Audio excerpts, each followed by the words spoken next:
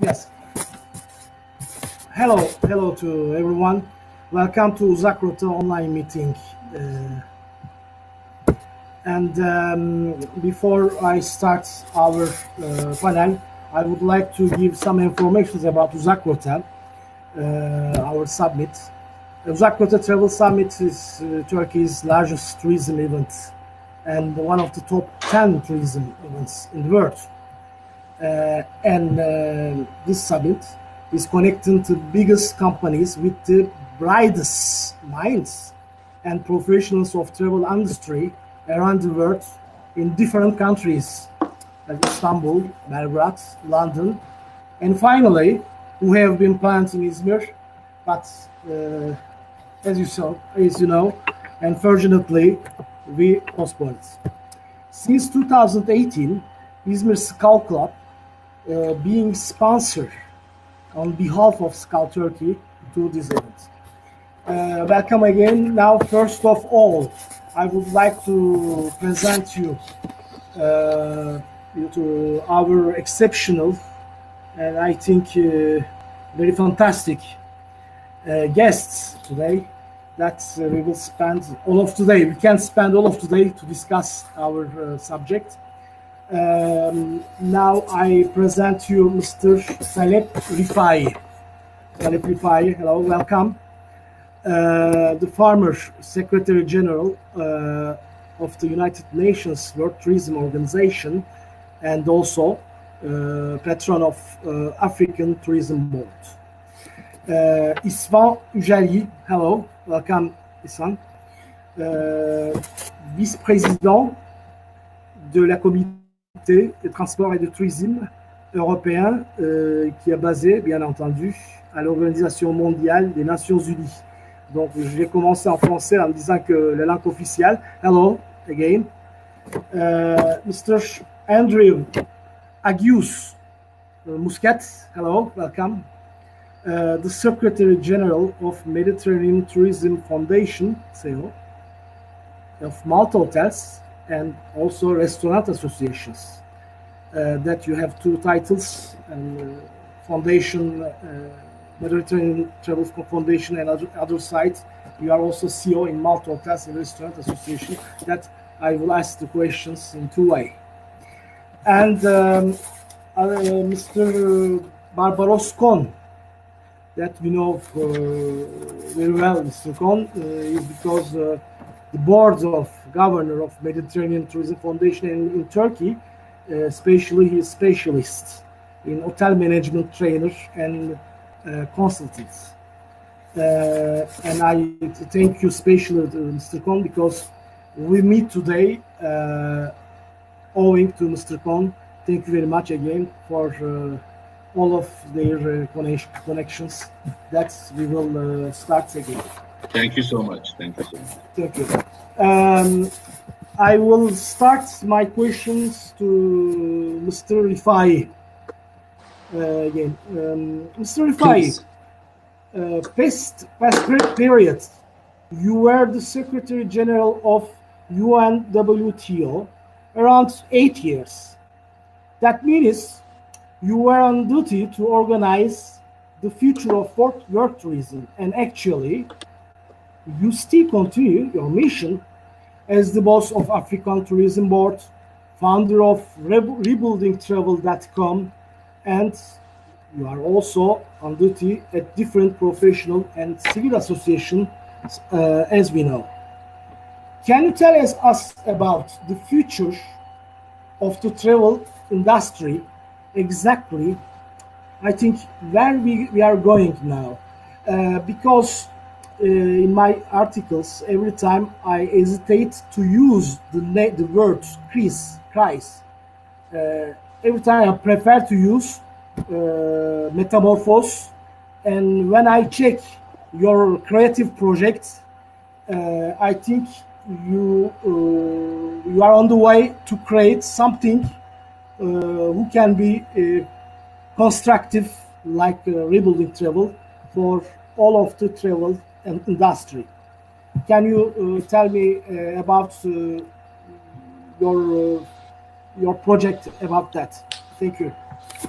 Thank you so much. Thank you so much. Of course, the question is $1 million question. Nobody knows what's going to happen.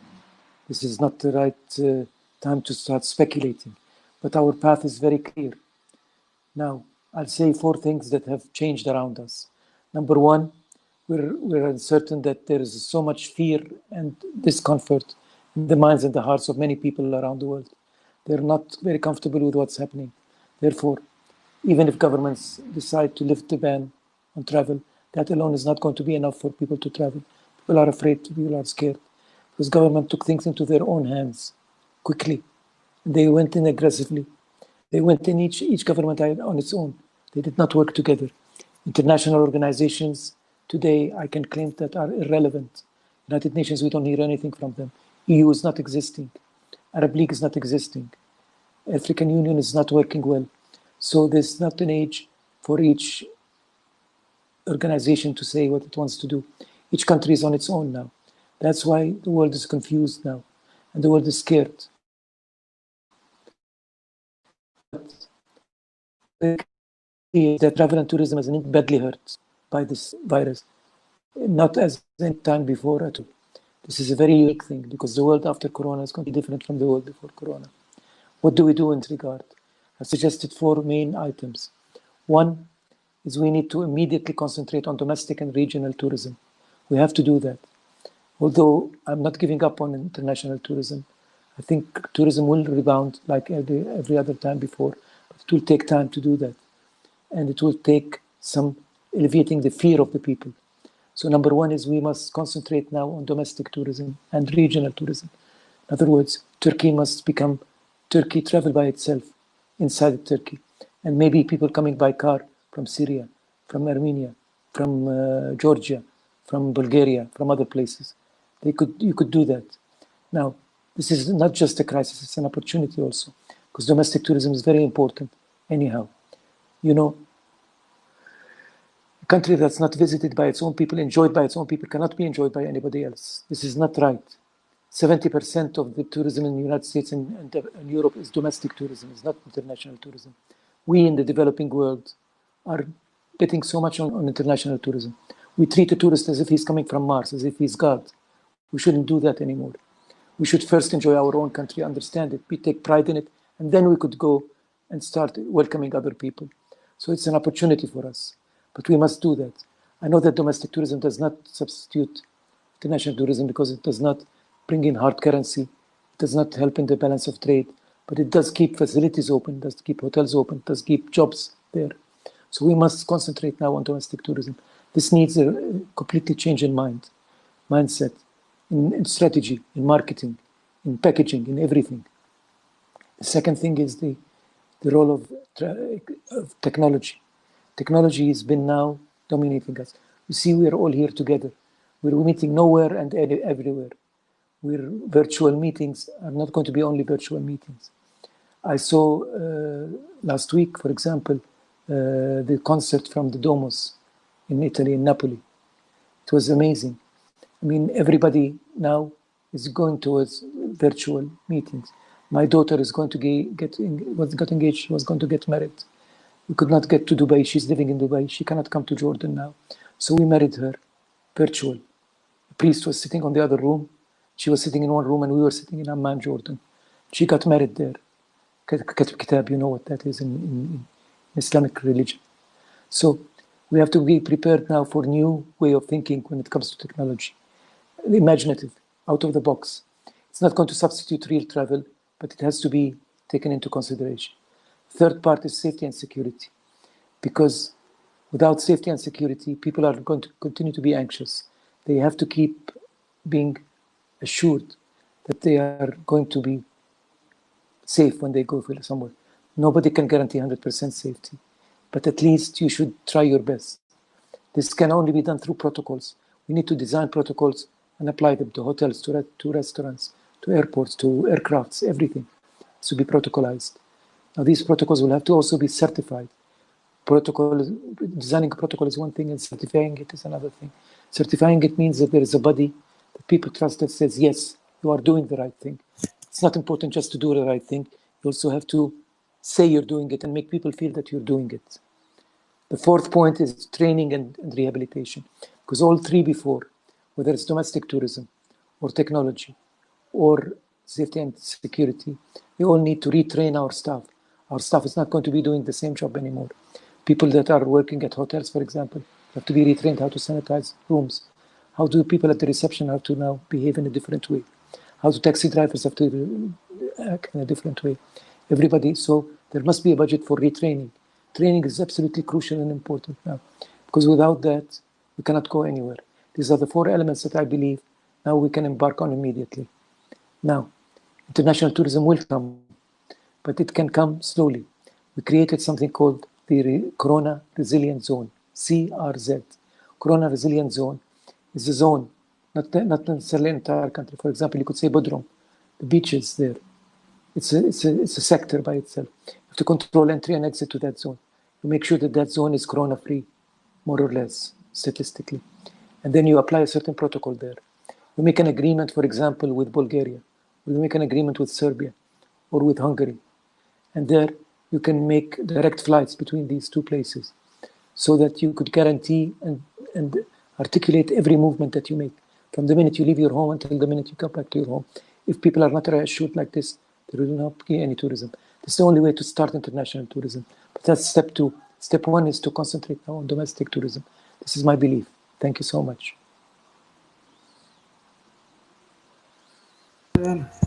I think Mr. Rifai told us a little bit also about the new opportunities on the thematic tourism channels.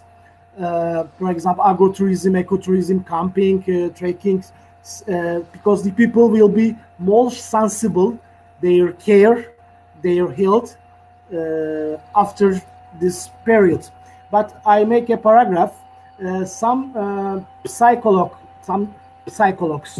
are against the idea everything will be different after this corona. They are against, because they defend their hypothesis like the humanity, the human psychology can be changed in 1 century or 2 centuries.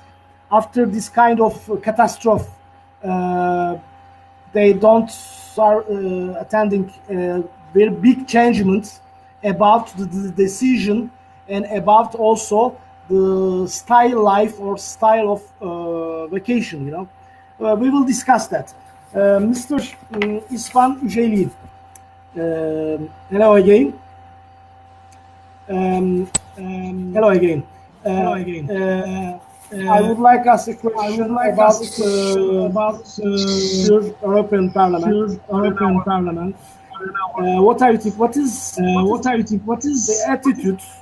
the attitude of European Parliament about the future of tourism in the European countries? Because your job, your responsibility are huge. Because you are responsible from continent. The tourism and this industry is represent 50% of the revenue of global, you know, because of the attitude about European Union. Thank you. Thank you so much. I hope you can hear me. Is it okay? Yes. The line is okay. Perfect. Good afternoon, ladies and gentlemen, and good afternoon, my dear friends, because Taleb RIFAHI, Andrew and the others are very, very good friends of mine. We are working together to push the tourism in the European Union or on a global level. And all of us, together with Mr. Barbaros, for example, we are working together in the Mediterranean Tourist Foundation too, based in Malta. So that's why I'm here now to be your partner.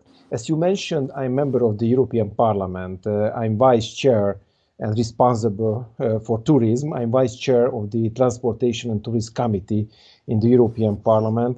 But you have to know that I was president of the Hungarian National Tourism Board, and I was vice minister in the Hungarian government responsible for the tourism. So I know how does it work in the European Union, because it's very difficult.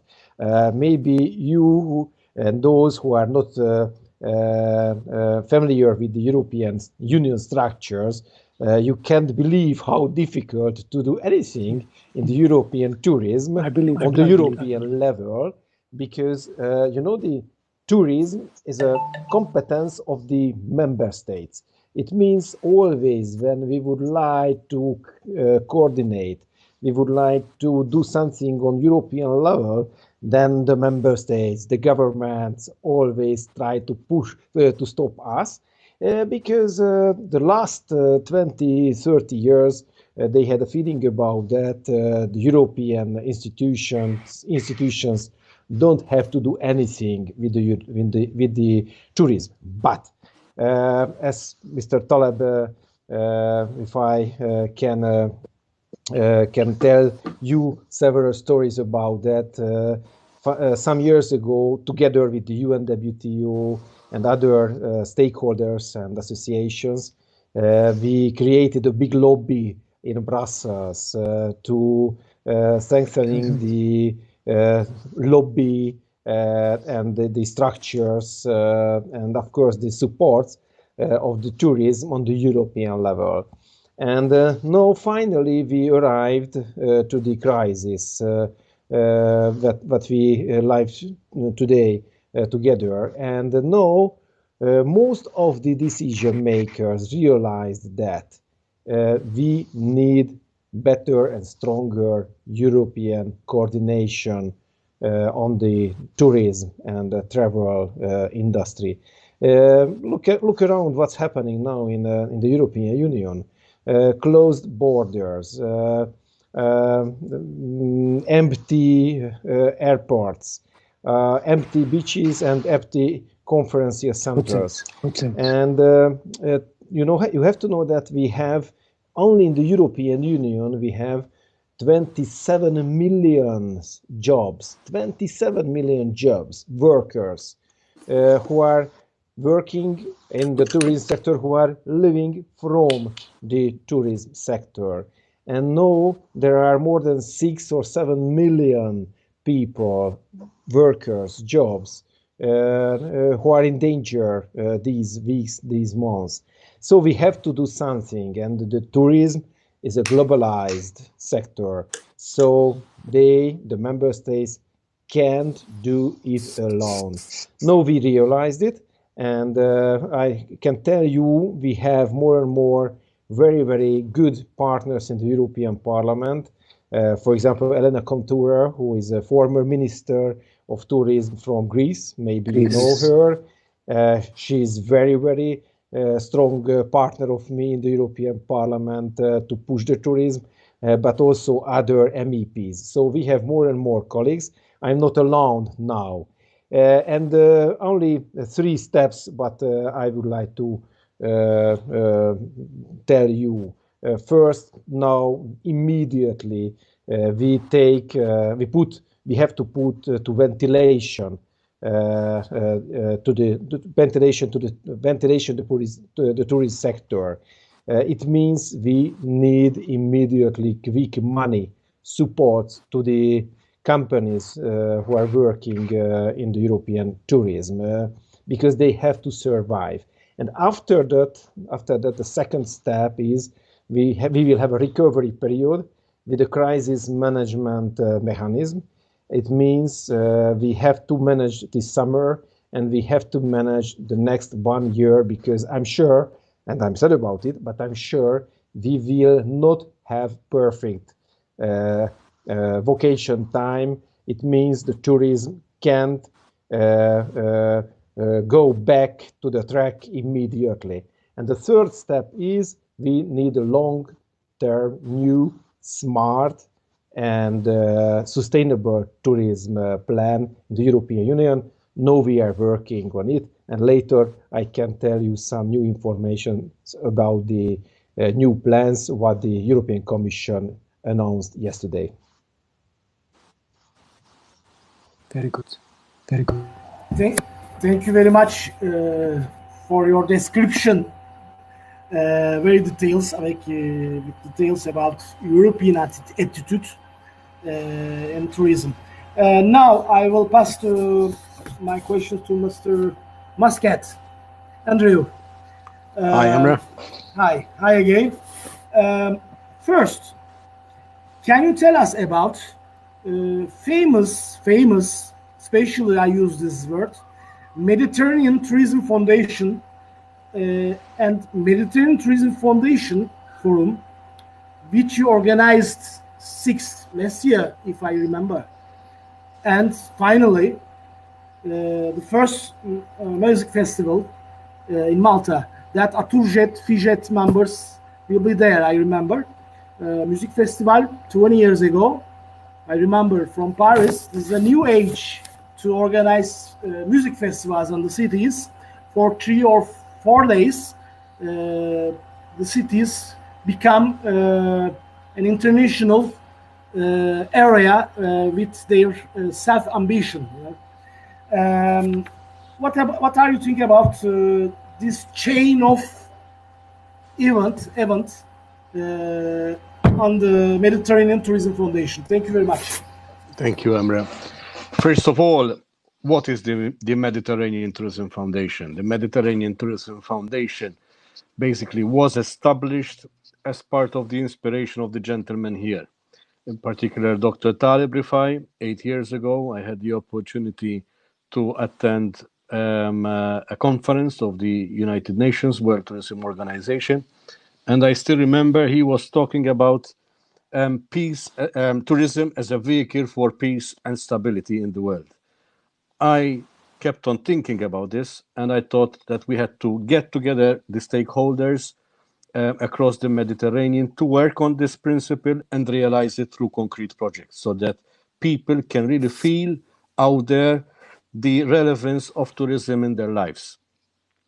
Towards this end, I approached people like István, who kindly supported us from day one, of course, our bridge and pillar in the European Union, and Barbaros from Turkey, who worked hard, relentlessly to make sure that the foundation will become a successful project. As you rightly mentioned, today we organize on an annual basis a forum, which is the most important tourism forum in the Mediterranean, which brings together people from all over the world with an interest in Mediterranean tourism, with one aim, that to collaborate together, that to create synergies. And that is what we are proud of. We act as a catalyst to create synergies by bringing people together from different fields with one goal. As you rightly mentioned, we have different projects. We drive different projects. One of them is the music project.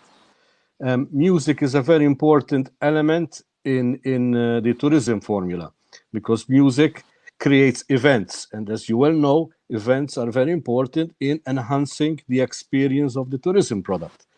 More than that, music also is a way of enhancing the identity of a destination. So when we were thinking about this project, we thought that it was necessary to rekindle, to give back life to the identity of the Mediterranean and the world.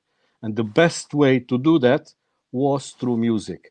So 3 years ago, we started working on a project to organize the first Mediterranean Stars Festival. The ambition was to bring on one stage different pop stars from across the Mediterranean. This happened last October. Over 45,000 people attended to the concert, with 8,000 people flying in on purpose for this concert. We had singers from across the Mediterranean. Unfortunately, in the first edition, we didn't have somebody from Turkey, but definitely we will work harder to get somebody from Turkey in the next edition. Hopefully, even this year, because the aim is that despite the challenges that COVID-19 is posing to us all, we are still positive. We are still optimistic that we can come up with different formats in a way, as Dr. RIFAHI and my friend István were saying, to adapt to the new challenges, to the new realities, by setting an example to the rest.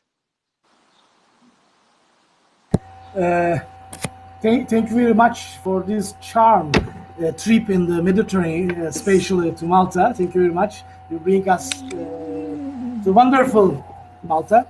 And I will come back again for other kind of questions in this subject. Yes. Thank you very much for your explication. Thank you. Now, Mr. Dr. Barbaros KON, I want to ask two questions about hygiene, social distance, and security rules of hotels. First, why? Because we know very closely that Mr. KON, in the beginning of this difficult period, in some journal and also magazines, they give us many details with their reports. Very vast research that you realized in this period, because you always make us to focus on post-COVID period. You provide consultancy services for several hotel chains, and they train their managers also. And you also state that as an organization, hotels needs to be agile. Here is my question, Mr. KON. What is the definition of agile hotel? Could you tell us more? I switch off my camera if I propose to you, and I invite to come back with us. It's better. Okay. Thank you. Thank you, dear Emre. First of all, I'm very happy to be together with Dr. Taleb, Mr. Andrew, and Mr. István here, and to be at the same board in Mediterranean Tourism Foundation. Big honor for me. Emre, while the fear and worry spread all around the world, disasters' social economic impact coming closer to us, which we can't get rid of it by washing our hands. This matter has to be evaluated as much as the virus and its effects. Perhaps the possible disasters, social economic incidents should be taken seriously and created solutions. Otherwise, we may long and wish for virus in the upcoming days. I believe that clearly in the new world order, agile companies, which is managed by their agile leaders, will win the race. Coronavirus was one of the 10 disasters which could happen in our companies. Well, have we already determined the rest of disasters? Moreover, have we prepared our crisis scenarios to overcome these disasters? Well, of course, no. That's the exact reason why we have encountered this disaster without any preparation as leader and companies. We should look for the answers to these three questions now. First of all, we must evaluate the current situation. What happened? Second one, what did we learn from the situation? What will we do next? Obviously, I am interested in the third question. I would like to ask you more questions about your future plans. Please think the answers of these questions while I'm asking. My first question is, how will we work ecologically? How will we use big data in our business? Unfortunately, we don't use 80% of data in our companies, in our hotels. How would market look like after July in Turkey and all over the world? How new model would be appear in sector in the terms of marketing and sales? How will we use artificial intelligence in our business model? How will we establish and use concept design center in the hotel? And how will we make use of this to make difference in market, kitchen, F&B, housekeeping in our concepts? What are the things that we will make in a different way to provide fast flexible but hygienic service at the same time? How will we reduce costs and make improvements on our productivity and quality? How will we reduce our final and buffer stocks? How will we reduce our waste amounts? What are the things that will be our priority to manage our financial expenses? I think you have to turn off your microphones because there is echo. Thank you. How will we attract and keep qualified and talented people on our company? How our human resource policy alternatives will be in the next 6 months? Please focus on answers of these questions for your companies and for your hotels in advance. I know a lot of hotel managers are listening to us now. What we will do from now on? After this crisis, we need to act fast, simple, and agile. Make decisions promptly, focus on real needs of customers and guests, develop digital products and services which would create a value added. We can achieve these on one condition, which is becoming an agile company or agile hotel. Well, how we will be an agile company or a hotel?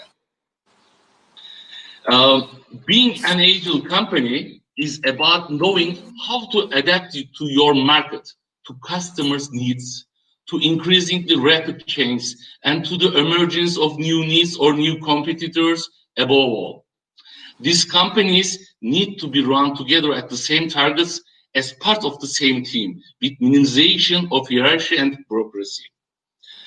Contrary to inactive companies, agile companies know how to tolerate the mistakes and error. They believe learning based on experiments. Becoming an agile hotel, deciding promptly by dynamic employees, passionate managers and bosses, flexible forms, acting fastly by doing right things, having ability of observing the change on market and giving responses to them, correcting the wrongs as soon as possible. Fluid form organization, guest-focused organization are some of the core features of agile hotels. Agile hotels live fast with full excitement and be ready for everything. On the other hand, how do you call it? I don't know, inactive or inertial hotels or non-agile hotels. How are they? Do you know? Works slowly, can't follow the change and trends on market, passionless, hopeless, miserable, focus on past, gossiper, focus on internal games and procedures, talking about problems and complain, providing excuses to guests and customers, inert and unmotivated. Don't forget, Emre, the end of organization is near. If the organization's change speed is lower than outside world speed. From now on, instead of the big fish eating small fish, agile fish hunts the inactive, inertial, bulky fish. In today's world, hotels win if they are agile like puma, flexible and act fastly. Inactive, bulky elephant hotels are losing the game. From now on, you become the one whether who rises clouds of dust or breathes someone else's dust. Which one do you choose? Of course, you choose you want to become the one whether who rises clouds of dust. So you have to be agile. Now, I will end with a formula. We should compound the best features of different nations. For example, Americans are good at thinking and processing. Japanese are patient and niggling. Turks are very fast at the beginning of something. Germans are disciplined people. British are focused on result of process. Formula is very simple. Think like an American, plan like a Japanese, start like a Turkish, continue like a German, finish like a British. This formula explains agile company, Emre. Thank you. Thank you. Thank you so much. Very, very nice. Thank you.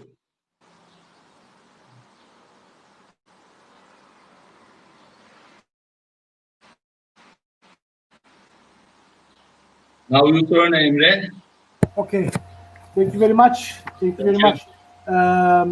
I think after this forum, we will talk about your example about the fish. It was very eccentric and very interesting. I found some philosophy around of this example. Very nice, very amazing. Mr.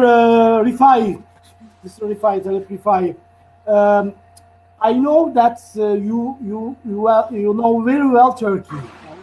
For different occasion, you visited before Turkey for culture occasion or for business reason. You know very close Turkey. Turkey is a mass tourism country, and this is a major country about mass tourism also. But in the subject of thematic tourism channel, Turkey is an emergent country. Every year, with the support of Minister of Tourism, Culture, Economy of Turkey, we discover new kind of channel about thematic tourism in Turkey. What are you thinking about in this subject? Potential opportunities for Turkish tourism professionals. Turkey has a chance and has a capacity to enrich different theme of tourism, or we will continue to mass tourism as usual, but in different dimension. What are you thinking about, Mr. Rifai? Thank you. Thank you so much, Ermin. First of all, I'm not just a friend of Turkey, I'm half Turkish. My mother is Turkish, so I'm 70% Turkish. I love Turkey. Turkey is a wonderful country, really. It's not just going to visit it to feel good about it. I respect the people, I respect the history, I respect everything about Turkey. I wish it all the best. I'm sure Turkey will become a leader in the tomorrow's world, because what we just heard said now, it's important that we understand the agility of any industry. Turks are very, very agile. They're very impatient. So they can move quickly. They can change quickly. That's what's needed now. So I'm quite confident about the future of Turkey. Now, I want to start to address the first question that was asked. What happened? What really happened was a surprise to all of us, because it came as a sudden surprise. 3 months ago, nobody would have imagined that we'll be sitting here talking to each other virtually, or that we'll be sitting at home for the last 2 months. This was a complete surprise. But this surprise was addressed by governments very immediately and promptly. Every government dealt with it in a different way.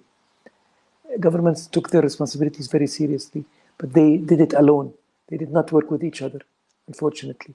So what we're in now is a situation that we have contained this virus, this issue, in many countries like Turkey, like Jordan, like many other countries, especially smaller countries and developing countries, surprisingly, because governments are stronger in developing countries than they are in developed countries, unfortunately. And when that happened, now they have succeeded in phase 1, which is containment. But now they're realizing that this is not enough. People are getting restless. People want to live. People want to move on. They will be faced with riots. They will be faced with a lot of resentment because people are hungry now. People lost their jobs. So now we need to move into the second phase. We should have planned for that before. This is what happened. Unfortunately, many governments are working still alone. You look at the European country, I'm sorry, Stefan, to say this. In Europe, I don't think any country is coordinating with the other country yet. Each country is closing its borders on its own now. The UK now, if you go to the UK, you have to go with 2 weeks quarantine. How can you go to anywhere you know you're going to spend 2 weeks? That's not logical. But the governments are insisting now to take their role because governments are still playing the game as it was before, unfortunately. Now the private sector will have to come in, step in and make a complete alliance with the governments now. Because without that, it will never work. And governments will have to work with each other. I think the best way for Turkey to go now, Turkey is a good country because it had addressed the crisis in a very intelligent way. You contained it. You can create some zones within Turkey now that are free zones. And Turkey must start building alliances with other destinations around you, by aeroplanes, by ships, or by cars. But this must be contained and controlled from point 1 to point B, from point B to point C, back to point A again. That's the only way to do it. So otherwise, it will not work. Now, Turkey in particular has a very big role to play because I know it will come back. Tourism has always come back. But coming back doesn't mean coming back as it is. It means coming back in a different way. I still remember the days where, before September 11, remember we used to take off from our cars, go walk into the aeroplanes, just like that. No metal bars, no taking off your shoes, no taking off your belts, no taking off your liquids or anything. Now it has become a way of life. Taking off your shoes and taking off your belt is like any other thing we do when you travel. When you pack, you know what to pack. Now with Corona, we're going to have to live with a new regime. Now, Turkey has to understand this. It can be ahead of everybody else because nobody's really thinking ahead. I will be very eager to work with Turkey on this thing because I think Turkey needs to move forward intelligently. As Mr. Barbaros said, it's important that Turkey realizes that more intelligent, the more agile, and the more imaginative people are the ones that can win this game. And I have every confidence that Turkey would. I'm ready to answer any other questions if they are there. Thank you.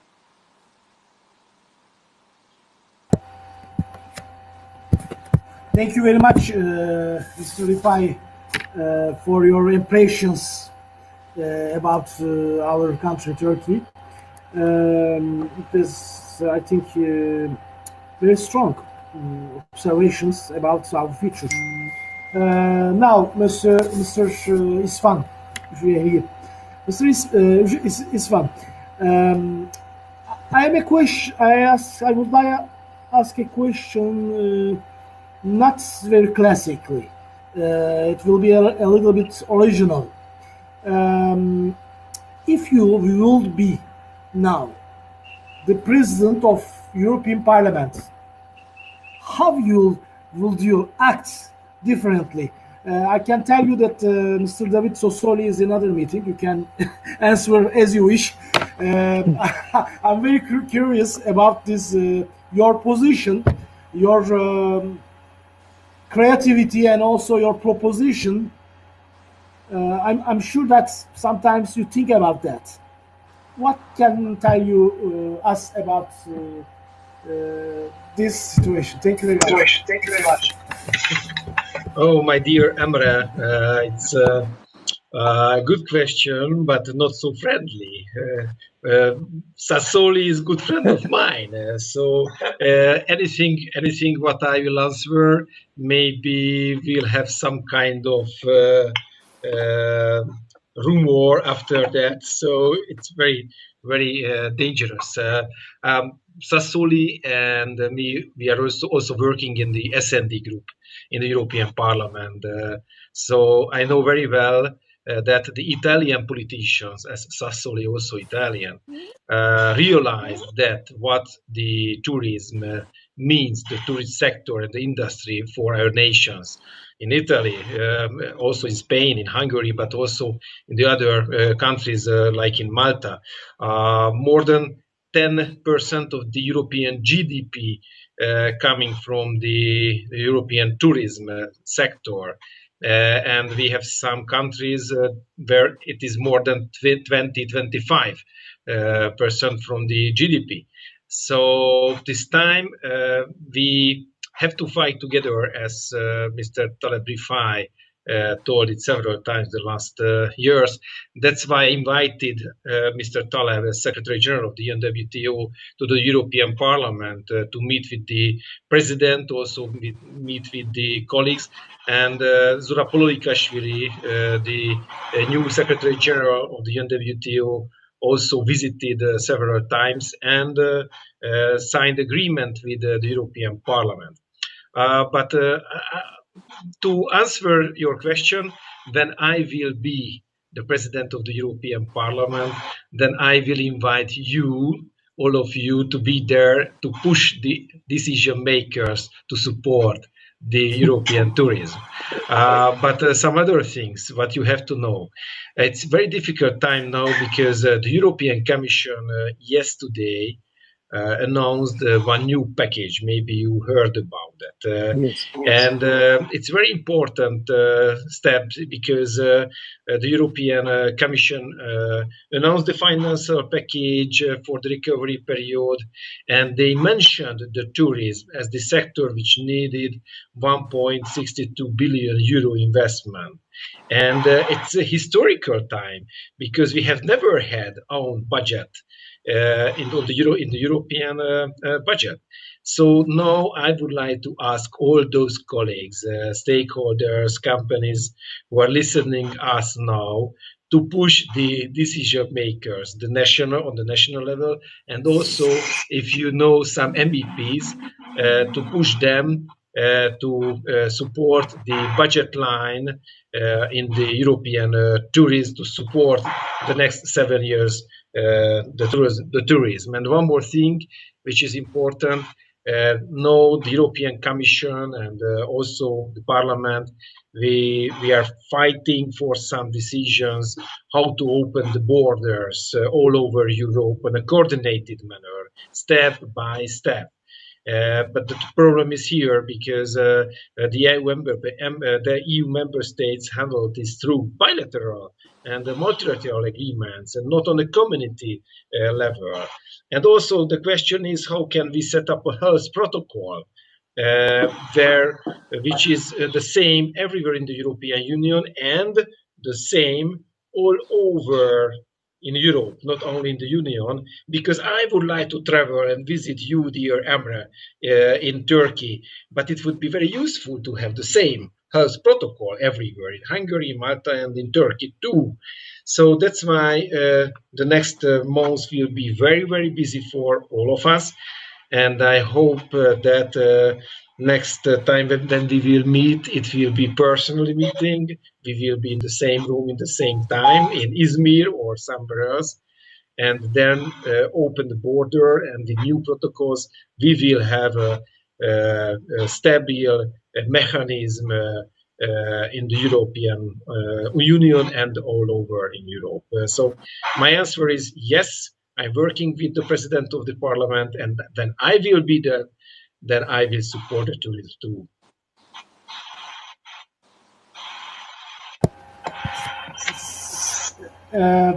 István, thank you very much for your smart answer and also constructive and reactive answer. Thank you very much. It makes me imagine a little bit to future, perhaps to make organizations in the collaboration, two countries, Greece and Turkey, again together, the tour operators can perhaps make the common programs. This is the solidarity time because every single country can't find an issue, find a solution with their own force. Thank you very much for your propositions, especially to solidarity, professional solidarity in the tourism that you show us now with your answer. Thank you very much. Yes, Mr. Muscat, Andrew. You have a big, we know you have a big, very huge, very enormous worldwide network in travel industry. According to you, what will be be new trends in tourism? Because in the beginning of our forum, I tried to identify this case using metamorphosis, not crisis, because crisis starting point, you know, and the evaluation, you are in the game, and the final point, you try to estimate, all right? But this is a very big changement who will touch everyone in every sector. Because of this, it's like a reformation of the word spatially and the tourism industry. When I told you new trends, I give an example. Hologram technology, for example, it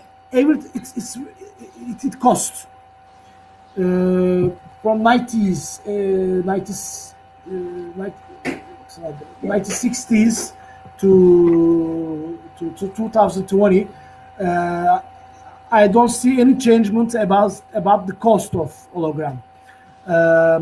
In Turkey, I know some ancient Greek sites like Ephesus, Sagalassos. Minister of Tourism demand to private sector to use hologram and the old Greek sites, archaeological sites, to show the people according to original, but expensive. 3D tech. I remember in 2010 I participated the first 3D virtual tourism fair, event fair, Satay. It was amazing, 24 hours. I'm single participant for Turkey as travel agency. We contact 24 hours. It's like a office open 24 hours, 3D virtual fairs. And the duration of the fair was 12 days. And finally, I saw the reports. I see 37,000 visitors and the virtual fair. I given two examples about hologram technology and virtual fair. This kind of technology can be less cheap, less expensive, more cheaper because of our situation, or you don't believe that anything, you don't see any changement. What are you thinking about this innovative approach of technology on tourism? Thank you.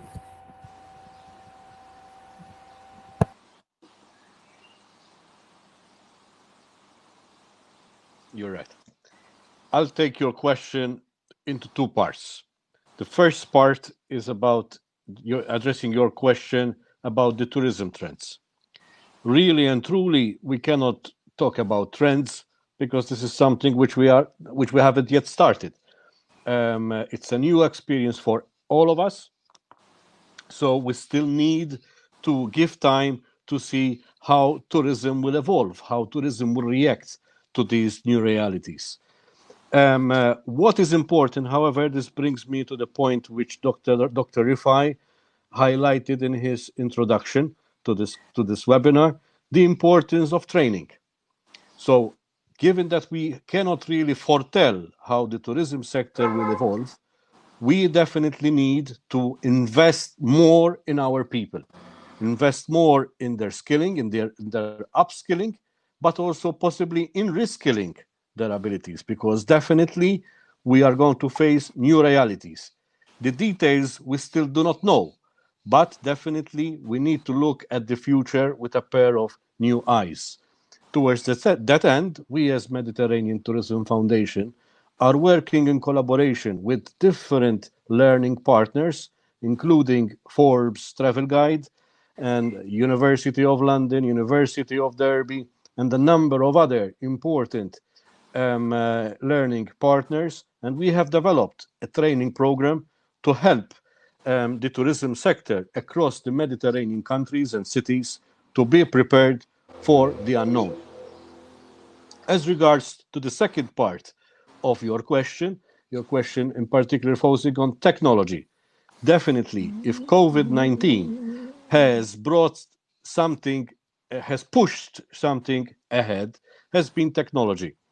Technology has become the winner of this tragedy.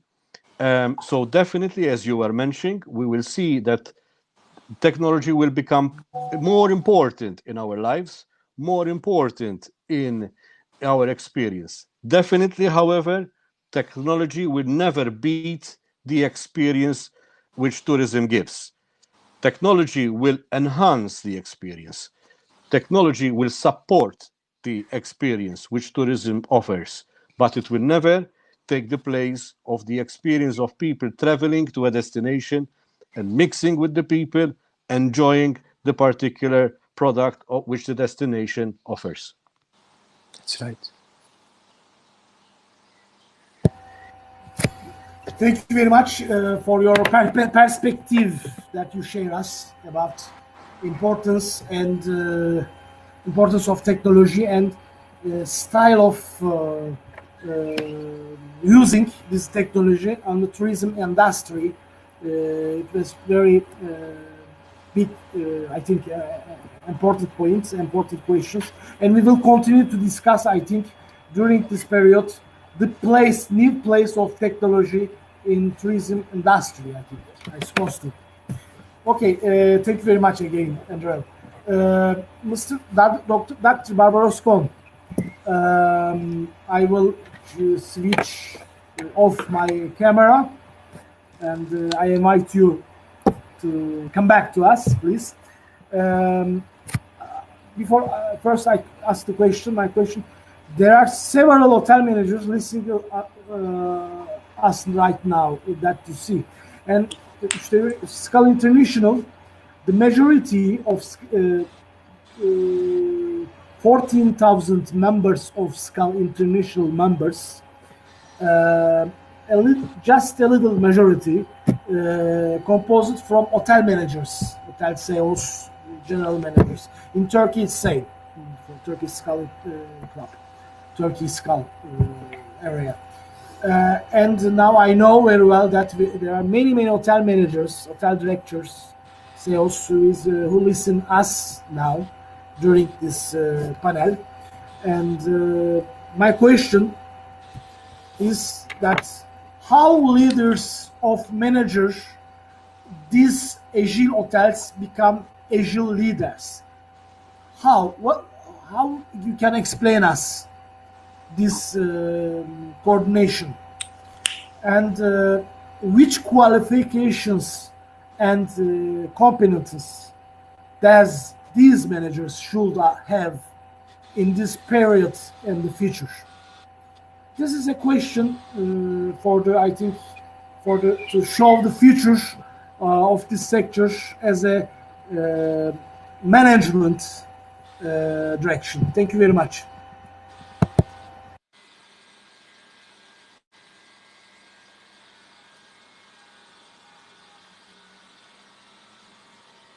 Okay. Hello again. Hello, Barbaros. What kind of leadership we will be facing? Dear Emre, dear participants, in 2 times, great leaders have people to manage their fears and show them a road which will arrive to their goals. Those, like Couple Cyrus said before, anyone can hold to a hand when the sea is calm. Right?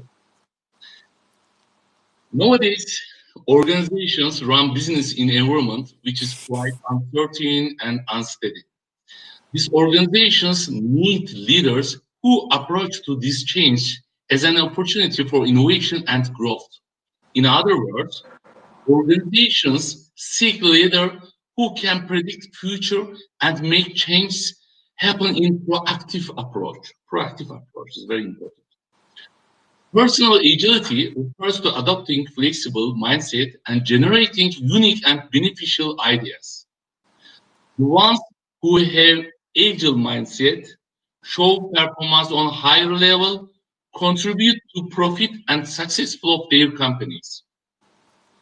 Agile leaders create agile companies, agile hotels. Agile hotels, agile companies have capacity to identify the opportunities by taking prompt actions in the environment that change constantly. One survey shows that agile organizations increase their incomes by 37% more quickly and be more profitable by 30% than non-agile companies. An agile leader always have to focus on the big picture. While doing this, leaders shouldn't focus only on the details, but they can't also miss out these details. Leader has to follow worldwide trends, not only in the company, but also outside of the company. An agile leader has to evaluate the situations through different and several perspectives. Also should embrace to various visions and opinions of others. An agile leader determines priorities of the company. An agile leader and also these leaders should set a clear vision that their team can embrace and own. Also support their employees to make them more independent, expand their visions, share their ideas with others. Every color of ideas must be valued for these leaders. I would like to say something about the features, about characteristics that agile leaders who would manage the future must have in the crisis periods or after the crisis. First of all, agile leader has to stay calm by controlling emotions. Yes, staying calm by controlling emotions, important. Please don't forget that emotions affect behavior, which affects results. So you have to stay calm by controlling emotions. Be sure of having positive mental state. So think positive.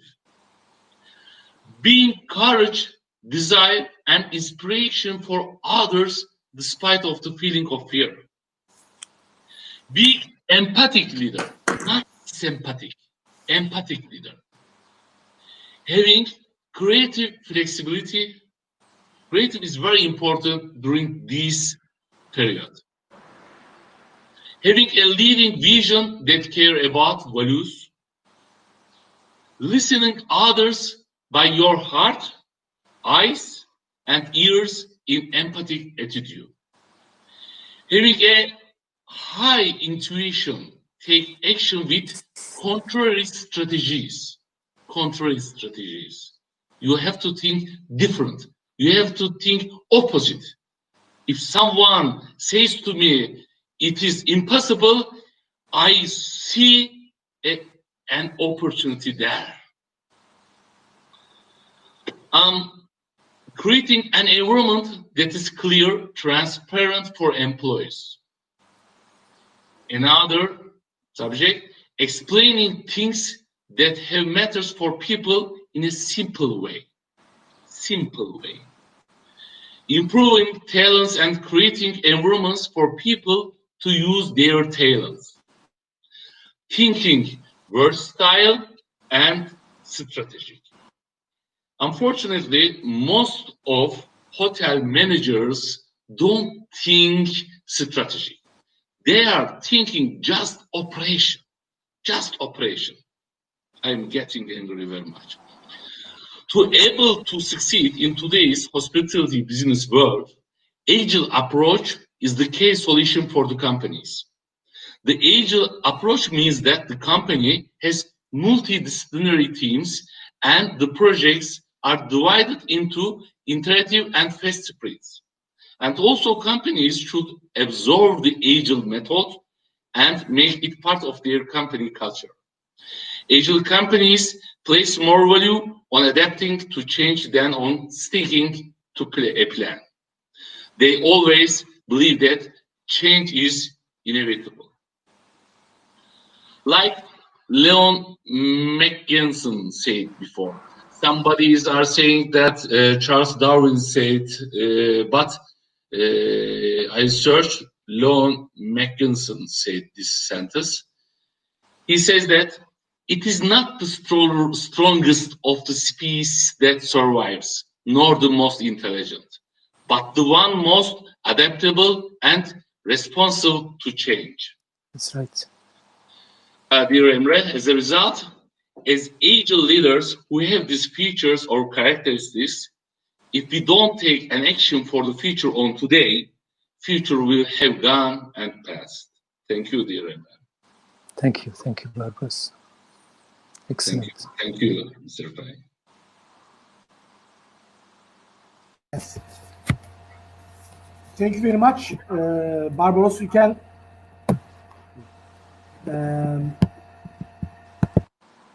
Barbaros, for your especially point that strategy is more than important from operation. It's I think one of the biggest problem in Turkey, and we will discuss the subject. I think very long time. Surely in this period we need to discuss to spend the time to discuss certain some points that we don't need time and the normal conditions. Because of this, is very important that you told us. Dear friends, I received some questions. For example, Gökhan Erdoğan, the CEO of Uzak Rota, our friend Gökhan, asked me a question. Mr. Dr. Rifai, what are you think? What factors do you think affects more to the consumers' buying behavior when it comes to traveling around the world? Dr. Rifai, before I forget, I was in call with Mr. Salih Çene, 2011 old former world president of Skal International. Yes. And he passed me his salutation. Thank you so much. Best wishes to you. Wish you the best. Thank you very much. What are you thinking about these questions about the consumers, by the processes of buying, the behavior of buying, we will change or not? Because Yes. some it's not easy that the behavior of the human behavior that we used to know. It's very difficult, I think, to change after the crisis. The generation we need to see the changements very profound. What are you thinking about? There is already a big change now happening. Customers are going to be now needing to be more calm, more confident, and not fear travel. They have to feel that they can trust the customer. The customer must trust the operator also. This is not easy to do. It's not enough to make a protocol and design it. If you don't implement it correctly, you also have to communicate that you're implementing it. That's why I'm calling not just for the design of protocols, but to certification of protocols. Certification means that you could show a piece of paper reach airport that I am doing my best to be corona resilient zone or corona parent zone. People are afraid now. That's the most important thing. We should take fear out of the people's hearts. Now, having said this, I want to just go on to what Mr. Barbaros just said about our ability to change, because we have to change. We have to change very quickly.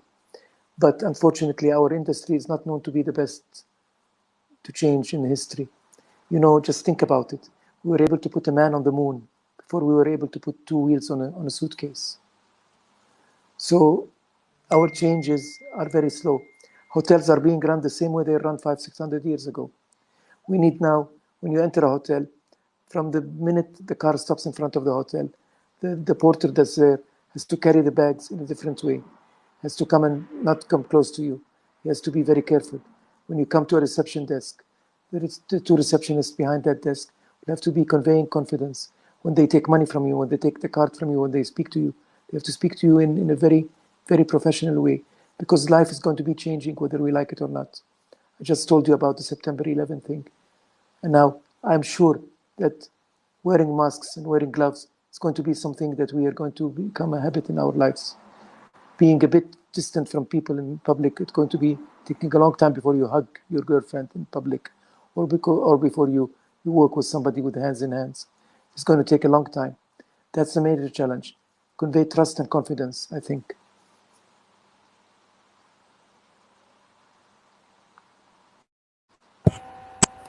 Thank you very much, Dr. Rifai, for your answer. Another question I saw there from Mr. Gökhan Erdoğan. He asked us, how does the development of technology and business models affect how travel brands price and sell their travel services?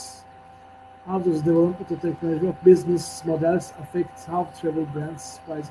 What are you thinking about? Can you tell us something to Mr. István? István is not there, perhaps.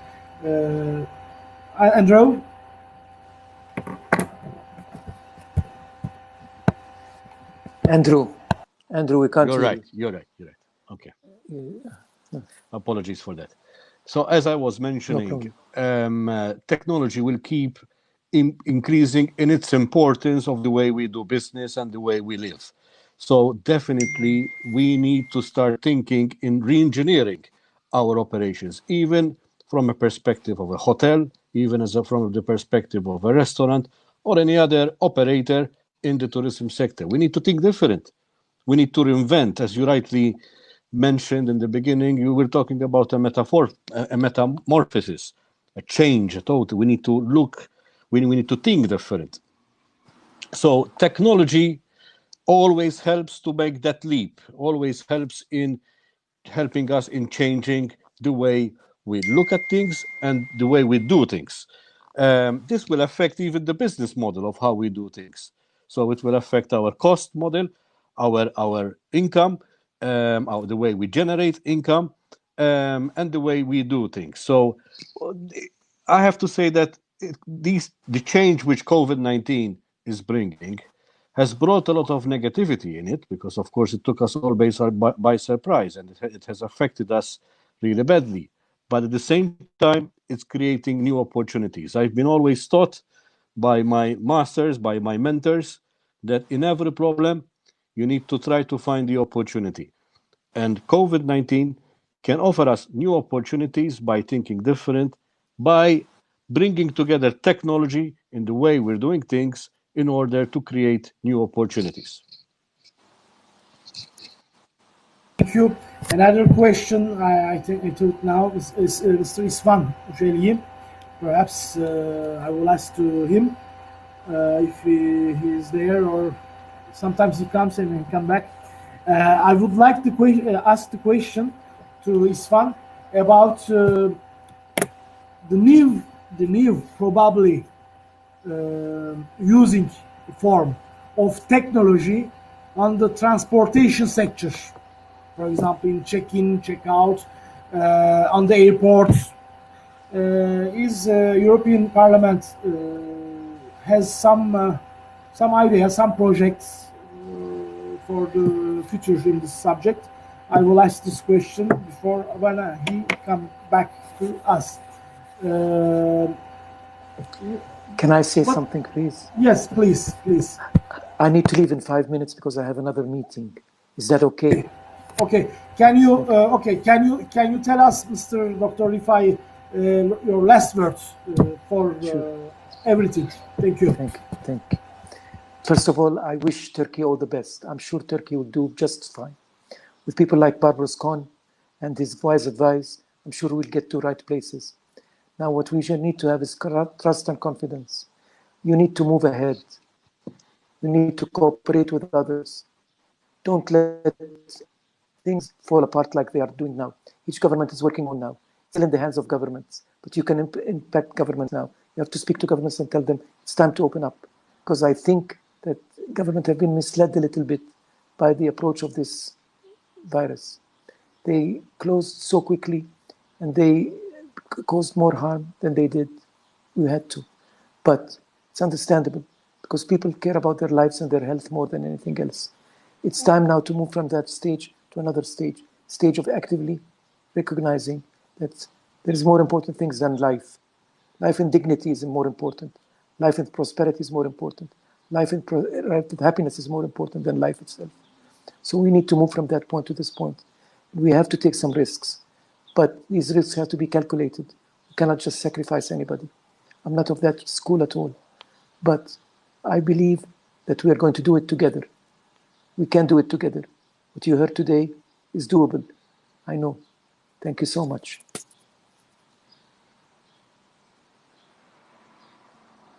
Dr. Rifahi, we think for this summer perhaps it's difficult, but for next time we wish to organize another forums with you in Turkey on place, in Istanbul or in Izmir. Thank you very much. I'm ready to come to Turkey tonight. I'm ready to tonight. Me with him. Yeah. Emre, István says that something happened. He will try to go back. Okay, never mind. No problem. No problem. Okay, thank you very much. Thank you, Dr. Rifahi. Okay, bye-bye. See you. Thank you. Big pleasure. Thank you very much. Andrew, what can you tell us last words? Oh, basically, times will not be easy. And this is something which we are also discussing here in Malta. You know, the situation will not be easy. We've been talking about waves of the virus.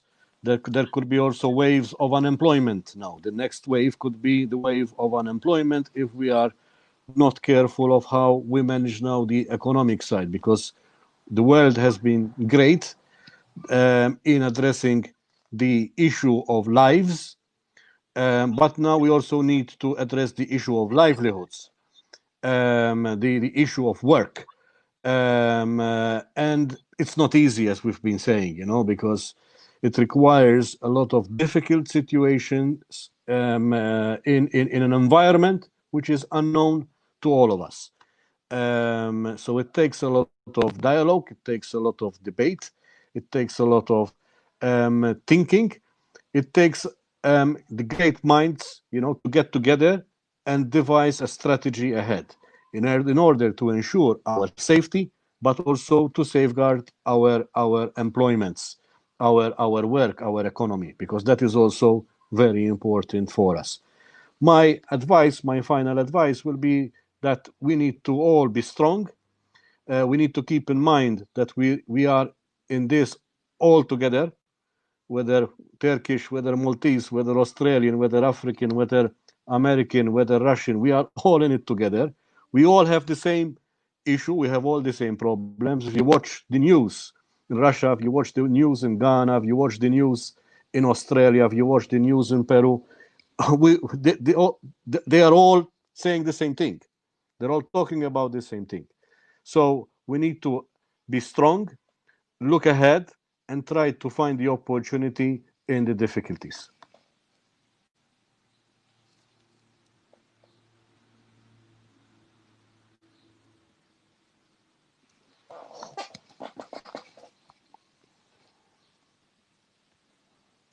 Ses açık değil Emre. Sesin açık değil.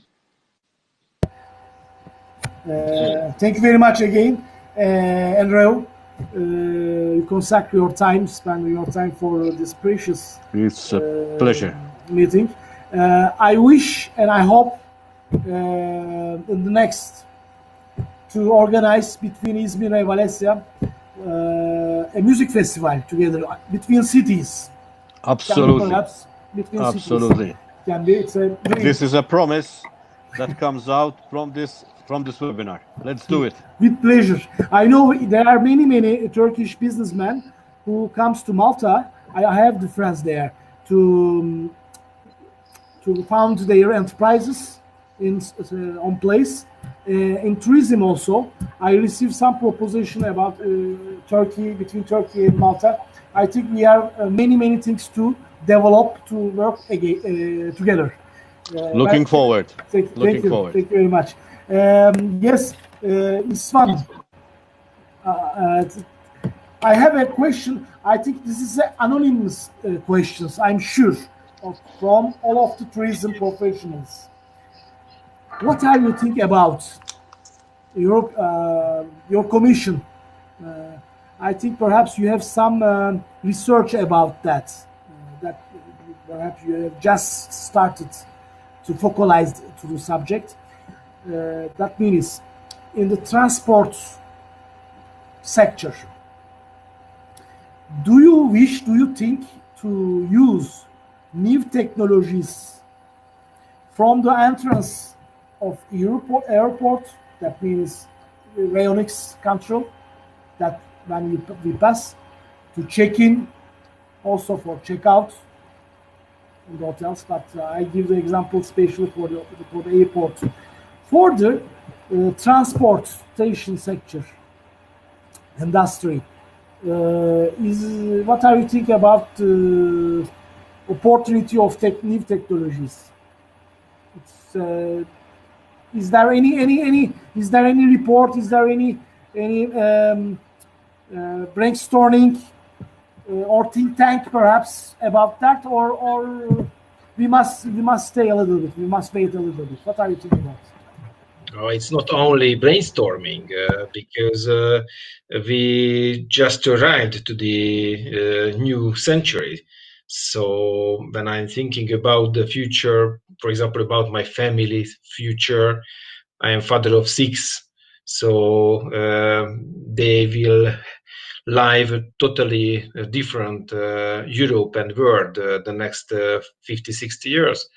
So it's not enough in the European Union only to have brainstormings about the new technologies. For example, 3 years ago, I had one dossier which is very, very strong and about 1 year work job in the parliament. So we made a decision, we voted about it. My dossier was about the CITS, the Cooperative Intelligent Transport Systems. And we started to build the stable background of the new technologies in the transportation in the European Union.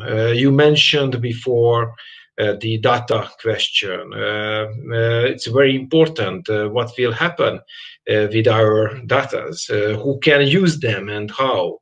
And I'm not thinking about only the states. Sometimes we have a bad feeling about that, what the government, what the state would like to do with our data, but also the companies, the tech companies, or the car manufacturer companies will have all our data. The new technology is here. I don't know how many meetings with the big car companies, the BMW, the Audi, the Mercedes, Volkswagen, Suzuki, and all the others. And they are ready to enter into the new automatized automotive sector. The question is how we, as passengers or drivers, we will be ready to use them. So the technology is ready. The European Union more or less is ready to modernize our rules. The question is how our daily life will follow the new technology situation. I have to tell you, I think the new generations, the Epsilon generation, would like to use it immediately, today, tomorrow. And also in the tourism sector, we have to be ready to change our thinking about the business models because our children, our grandchildren will not use the same style, same structures like we used to do it. So everything will be new, and that's why I think I'm speaking always about smart and sustainable tourism all over the world.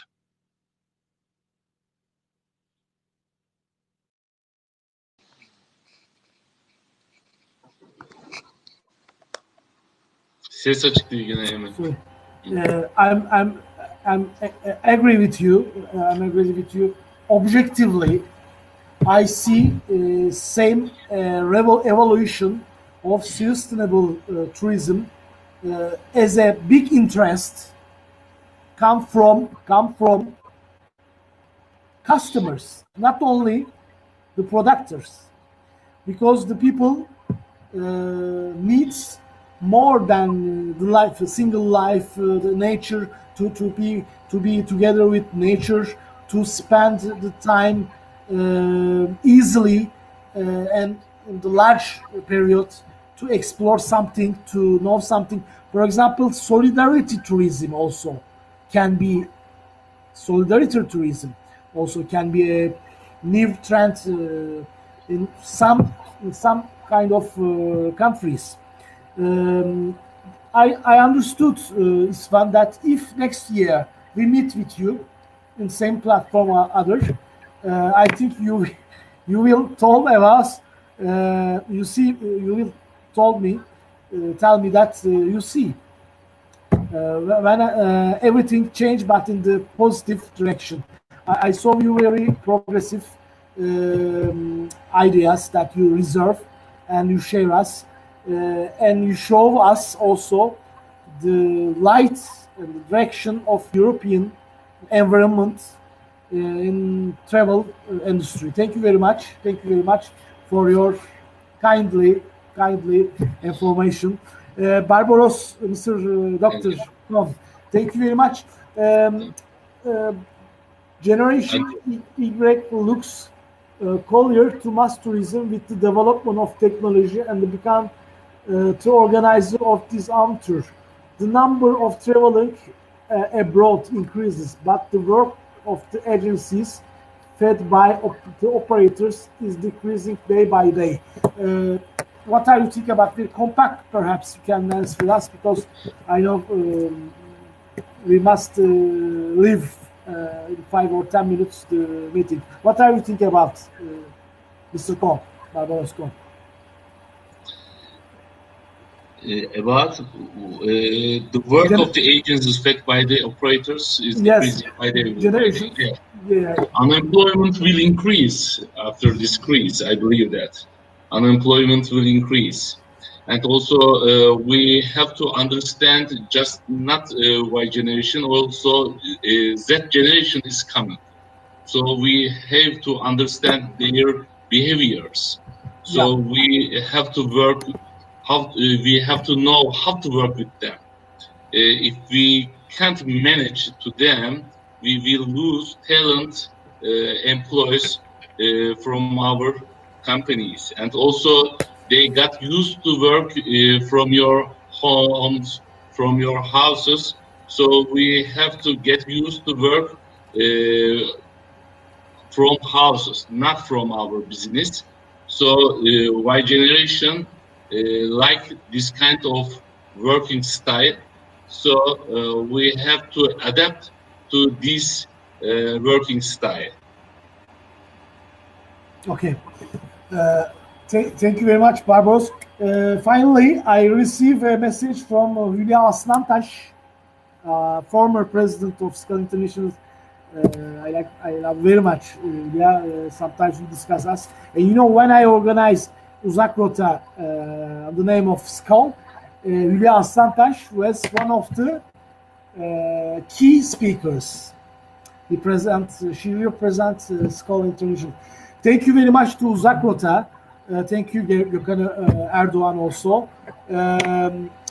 You give us another dimension, and you give us with your speech a hope.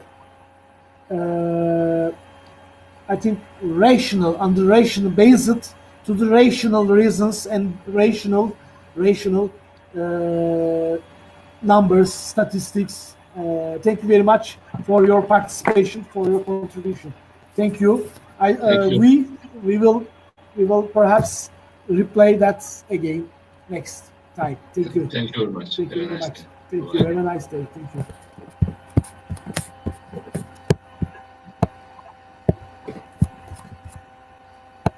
Thank you, István. Have a nice day. Have a lovely day. Thank you, Andrew. Have a lovely day. Thank you. Bye-bye. Thank you, Barbaros.